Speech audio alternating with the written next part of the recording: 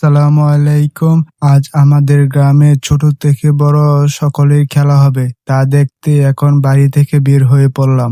রাস্তার মধ্যে দেখি দুইজন বাচ্চা বেড়া দিয়ে দোলনা খেলতেছে। আজকে বাইরে অনেক গরম পড়ছে।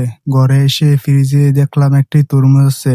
এই তরমুজ দিয়ে এখন শরবত বানাবো। তার জন্য তরমুজটি ফ্রিজ থেকে নেমে ছোট ছোট টুকরোয় কেটে নিব, যেন তাড়াতাড়ি জুস হতে পারে। তরমুজটি ছোট ছোট টুকরো করে এখন ব্লেন্ডারেতে দিয়ে দিব।